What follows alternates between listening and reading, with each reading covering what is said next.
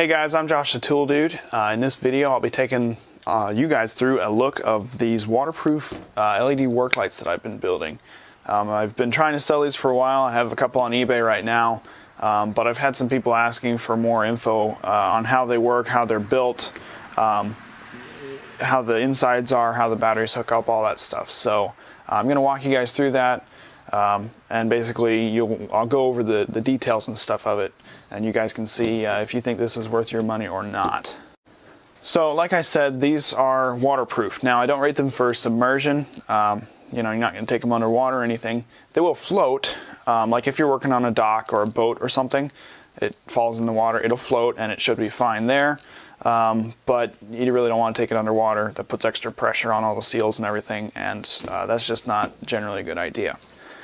But for, you know, if you get caught out in the rain or snow or anything like that, it's going to be completely fine. It's going to be great in dusty conditions, just, you know, nasty stuff. So for that kind of application, it's going to be really, really good. Let's see. In terms of construction, on this particular unit, I've got two 27-watt LED lights. These are made by Motor, but in terms of construction, they all have the same chip in them. So these are 27 watts. They've got 9 3-watt chips per unit. So that's a combined 54 watts of power consumption. In terms of construction, I use these waterproof Apache cases here. This is the smallest version available. And then I just drill holes and put seals everywhere that needs it. It does still have the original pressure relief valve. You just got to make sure that's closed before you leave it out in the rain or let it float in the water or anything. Otherwise, obviously, that would end in chaos. So in terms of the other construction, this frame here that the lights are mounted to, this is 1/8 by 3/4 mild steel. I bend it up myself, paint it myself. This one's got a couple chips in it, but I'll touch that up before I sell it. Attaching it to the case is 5/16 zinc coated hardware, and that is sealed on the inside with a neoprene washer. And then it's got a nylon lock nut on the outside, so nice and solid. That's all the way around. It's got one 5/16 zinc bolt and just a regular nut on the bottom here to hold it in the middle. The lights themselves are held on again with 5/16 hardware. I mixed stock and hardware that I supplied with it because I had to get it so that they would move but not be loose. So basically these are able to swivel. They're able to move up and down, side to side. You can put the light where you need it. You can point these in 2 different directions if you want to. Makes it more versatile. You can light up a really large area. In terms of light output, both of these are rated about 25 lumens each, so you get a combined output of about 5,000 lumens. If you're going for something that Ridgid has, their current best is about 2,500 lumens. So this can be roughly twice that, and you get the weatherproofness of it, so you don't have to worry about it. Coming over to the back, you have your wires go in. These go through waterproof pass-throughs. These are really common. You can pick them up anywhere. These are actually, I can't remember, I believe I did thread these into the case, and then they also have a nut on the inside. So they're real solid. These are sealed. To the sides of those are the buttons. The button controls its respective light. So this one would turn on this light, you know, this one for this one. These are waterproof. I get these, unfortunately, from China. I would love to get them from America, but I couldn't find anything that was made in the US that was waterproof. So, but these hold up to a bit of pressure, and they're nice and big. You can easily push them with gloves or without. And they're nice, and they're red color, so they're easy to see in the dark. So they work well. On the inside here, the wiring is exposed, but it is all soldered up, nice solid connections, and I've heat shrinked all the connections, so there's nothing to worry about. It's all zip tied together. It is attached to the lid here. That goes down to the power source, which is a modified Ridgid USB power source that you would use to, you know, charge your phone, tablet, whatever. Basically, I went with this because it's easy to modify and it allows a nice connection with the battery. So basically, you just take your battery, you click it in, and then you are ready to light up some stuff. So it works really well. It keeps the battery nice and snug. The connection's good. It locks in there nice and tight. So this will fit Ridgid's 9 amp hour battery, which is their current biggest. So even if they came out with a 12, that should also fit. So it'll fit any of the other batteries, no problem. Like I was saying on the inside lid here, these are actually, they call them flange bolts, and these are sealed by neoprene washers. Flange bolts are nice because they have a wider head, and it makes a better seal against that washer. So there's no water coming in through here unless it gets loose, which it should not. So unless somebody loosens this doing, you know, if they mess with it or something, other than that, it should be fine. On the inside here in the main battery compartment, these cases come with pick apart foam. They come in little, they're like, that's probably a 5/8 square. They come in little 5/8 cubes in layers of foam. So the battery's nice and protected when it's in here.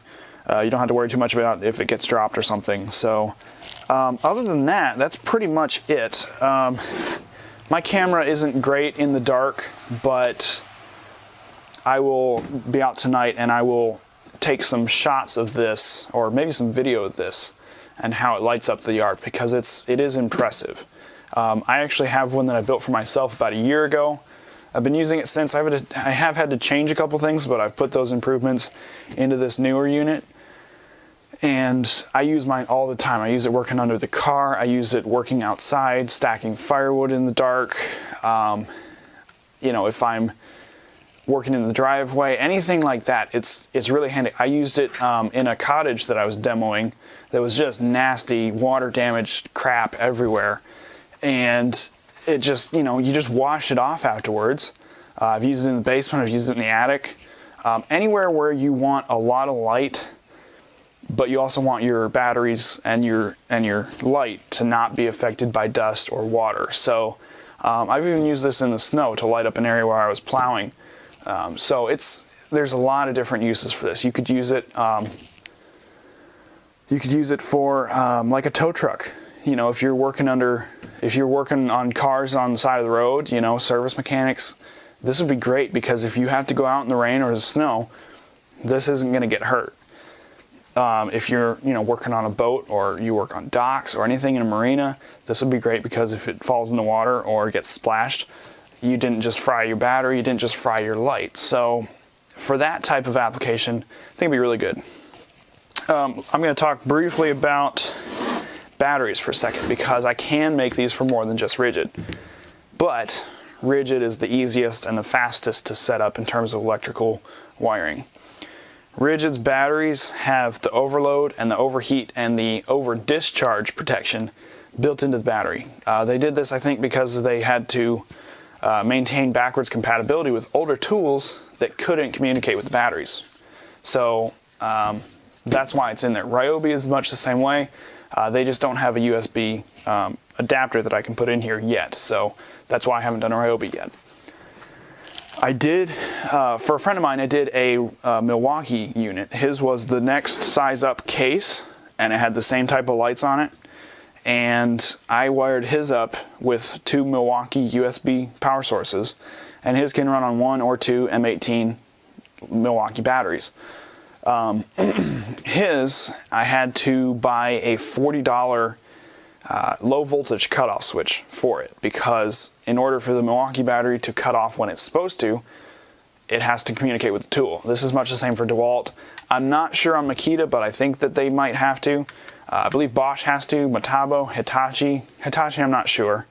Porter Cable, Black & Decker, you know, most of the same with Black & Decker, I believe, require that. So that's part of the reason I haven't done as many Milwaukees. I know it's more popular, and if I can get these sold, I will probably make some Milwaukees, make some DeWalts, because those seem to be more popular. But the Ridgids are easy, they're quick. I have 2 of them available right now, and I can make 2 more in a hurry. So I actually have, basically, I have just the shell of the light with the fixtures and everything, and all I have to do with the other ones is wire up the power source, which just to the lights themselves is 2 wires. The low voltage, that's wired separately. But I do have 2 of these Ridgid power sources already modified for this purpose, so I could put those together quickly if these sell. If they don't sell, you know, why would I build the other ones to a battery system that I'm not going to be able to sell it on? So that's basically it. Ridgid has no affiliation with this. I just want to put that out there for anybody wondering. I just use their batteries because that's what I use. That's what I have. Mine runs on those. Like I said, I did do the Milwaukee unit, and that was a success. He's been using it for about a year now, and he's a chimney sweeper, and he has absolutely beat the crap out of this thing. I actually built him a angle iron roll cage over the fixtures. For his line of work, he said if he had not had the roll cage, he probably would have broken the fixtures. So that was, you know, that was encouraging to see that held up. These particular units don't have roll cages. I am planning to do a different mount design in the future, so it'll basically be a built-in roll cage. Instead of having a roll cage over the lights, they will actually be attached to the roll cage. So once I get these sold, I'm going to go ahead and try out a new design and see how that holds up to drops and stuff like this. As these sit now, they're great area lights. Like I said, they are, you know, weatherproof. You can take them out in any conditions. It's not going to matter. I do recommend not putting these into volcanoes. So if you're, you know, working with lava and stuff like that, I would not recommend these. But all other conditions, they should be fine. I am going to actually throw this in the creek for you guys so you can see. I'm going to put a battery in it, turn it on, throw it in, just so that, you know, you guys can see that I'm not concerned about it. And then I'll do some clips later tonight. Probably, it's almost dark now, so I'll get those soon, and hopefully, I'm not sure how my camera will pick it up, but it should be pretty good. So yeah, let's get to that.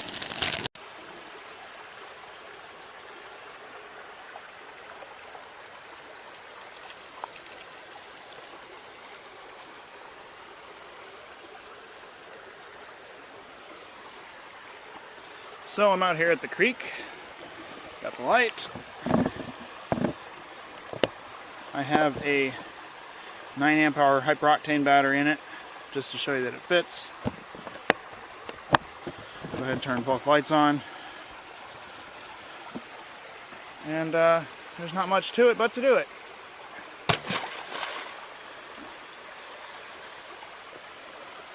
As you can see, no issue. Get our handy dandy retriever here. It does sink a little further with the 9 than with other smaller batteries, but that's to be expected.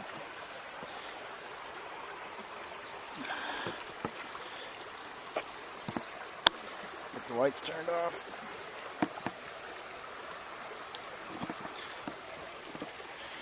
Check it off, and we'll see if it's dry inside. We'll open it up, see if there's any water in it. There shouldn't be, obviously. And look at that.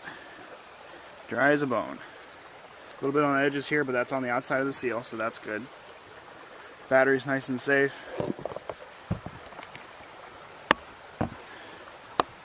Lights work great. No issue. Alright, so now we'll wait for it to get dark and I'll show you how it lights up the yard.